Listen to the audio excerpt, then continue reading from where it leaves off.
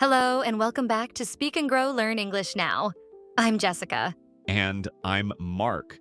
We're thrilled to have you join us again for another episode where we explore interesting topics and help you boost your English skills. That's right, Mark. Today we're diving into a topic that has completely changed the way many of us work: remote work. Ah, yes, remote work. Or as some people like to say, working from home or telecommuting. It's become quite the buzzword, hasn't it, Jessica? Absolutely. And it's not just a temporary trend anymore. The big question is the rise of remote work here to stay? That's exactly what we're diving into today. Sounds fascinating. Before we jump in, for our listeners who are just starting their English learning journey, can we quickly explain what remote work actually means? Of course, Mark. So, remote work basically means working from a location other than a traditional office. Think about it as doing your job from your home, a coffee shop, or even a different country. The key is you are not physically present in a company's office building every day. Exactly. And the word remote itself means distant or far away. So you're working remotely from your workplace. Make sense? Perfect sense. Now, Mark, what are your initial thoughts on this whole remote work revolution? Do you think it's just a fad, or is it actually here for the long haul? And just to clarify for anyone wondering, a fad is something that becomes really popular for a short period of time but eventually fades away. That's the million-dollar question, isn't it? My gut feeling, Jessica, is that it's definitely more than just a passing fad. I think the pandemic really acted as a catalyst, didn't it? A catalyst. That's a great word, Mark. For our listeners, a catalyst is something that speeds up a process or event. In this case, the pandemic sped up the adoption of remote work. Precisely. Companies were forced to embrace remote work practically overnight. They had to figure out how to keep things running when everyone was stuck at home. And surprisingly, for many, it worked. It really did. And I think that's been a huge eye-opener for a lot of businesses. They realized that employees could be just as, or even more, productive working from the comfort of their own homes. Comfort being the operative word there. Jessica, no more dreaded commute. Commute, by the way, is the journey you take to and from work each day, often in heavy traffic, which is no fun at all. Oh, tell me about it. I used to spend almost an hour each way commuting to my old office. That's 2 hours of my day gone just sitting in traffic. Remote work has given people back so much time. Absolutely. And that saved time can be used for so many other things. Spending more time with family, pursuing hobbies, or even just getting some extra sleep. It's a huge benefit. Definitely. And it's not just about saving time. Many people find they have a better work-life balance when working remotely. Work-life balance is a really important phrase, Jessica. It refers to the ability to manage your professional life and your personal life in a way that is healthy and fulfilling. Remote work can definitely help with that balance. It can, but it's not always a walk in the park, is it? There are definitely challenges that come with remote work. Oh, absolutely. It's not all sunshine and rainbows. One of the biggest challenges, I think, is maintaining good communication and collaboration with your team. That's a great point. Collaboration means working together with others to achieve a common goal. In an office, you can just pop over to someone's desk to ask a question or brainstorm ideas. Remotely, you have to be more intentional about communication. Exactly. You have to rely more on technology, things like video calls, instant messaging, and project management software. It can be great, but it can also lead to Zoom fatigue. Zoom fatigue. That's a very modern problem, isn't it? It's that feeling of exhaustion and tiredness from spending too much time on video calls.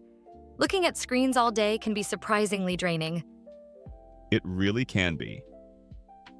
And another challenge is staying motivated and disciplined when you're working from home. It can be tempting to get distracted by household chores or the TV. You are right. The allure of the sofa is strong. Allure means the quality of being attractive or tempting. And yes, resisting the allure of the sofa when you should be working can be tough. It requires a lot of self-discipline. You have to be really good at managing your time and staying focused. It's not for everyone, is it? No, I agree. Some people really thrive in a remote work environment, while others miss the social interaction and structure of an office. And that social interaction is a big thing, isn't it? For some people, the office is not just a place to work, it's also a social hub. They enjoy chatting with colleagues, going for lunch together, that sense of camaraderie. Camaraderie is a fantastic word. It means a feeling of friendship and trust among people who spend a lot of time together. That office camaraderie can be difficult to replicate in a remote setting. It can be. Companies are trying to find ways to foster that sense of community remotely through virtual team building activities and online social events. But it's not quite the same as being physically together. No, it's not. And then there's the issue of burnout. Ironically, while remote work can improve work-life balance, it can also lead to burnout if you're not careful. Burnout is when you become completely exhausted, both physically and mentally, from too much stress and overwork. How can remote work contribute to burnout? Well, for some people, the lines between work and home become blurred when they work remotely. They might find themselves working longer hours, feeling like they're always on and struggling to switch off. That's so true.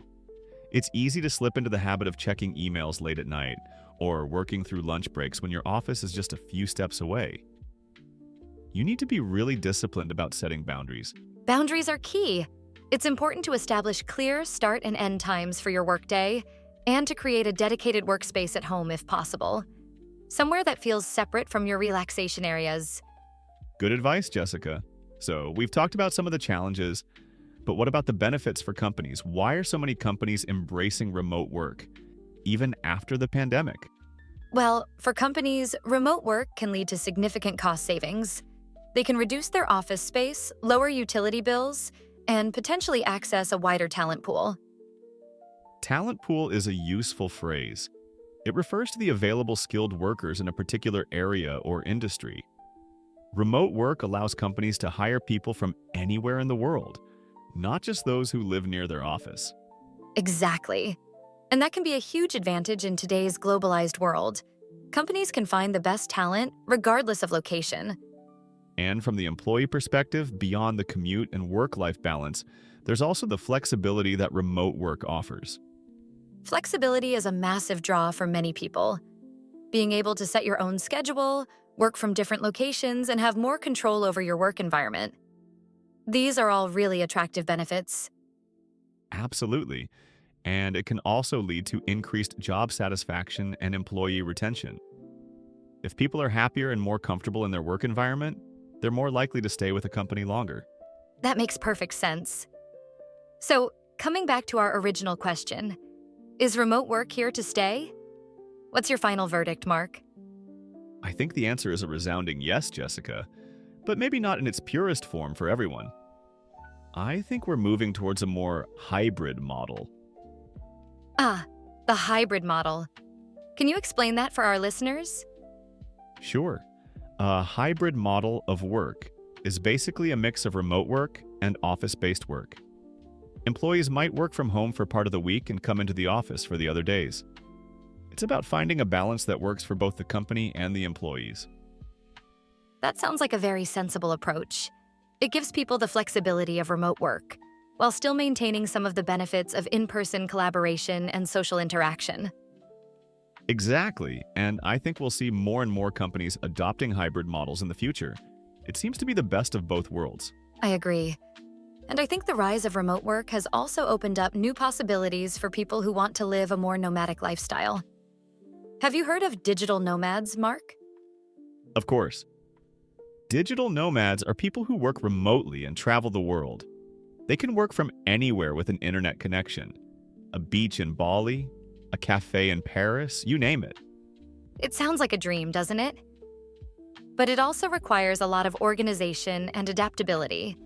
Adaptability is the ability to adjust to new conditions or situations. Digital nomads need to be very adaptable. Definitely. And it's not always as glamorous as it looks on Instagram. There are challenges with visas, time zones, and finding reliable internet access. But for many, the freedom and adventure outweigh the difficulties. Absolutely.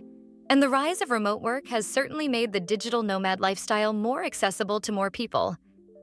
It has. So, to summarize, remote work is definitely a significant shift in the way we work. It's not without its challenges, but the benefits for both individuals and companies are undeniable. Well said, Mark.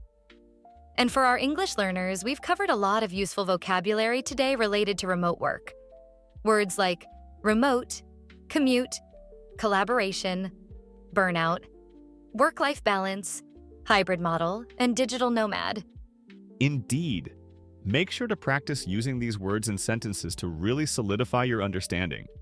And think about how remote work has impacted your own life or the lives of people you know. That's a great idea, Mark. And remember, learning a language is not just about vocabulary and grammar. It's also about understanding the culture and trends of the English-speaking world. And remote work is certainly a major trend right now. Exactly. So keep practicing, keep listening, and keep speaking English. You're doing great. And that's all we have time for today on Speak and Grow, Learn English Now. Thank you for joining us, and we'll see you in the next episode. Goodbye, everyone, and happy remote working.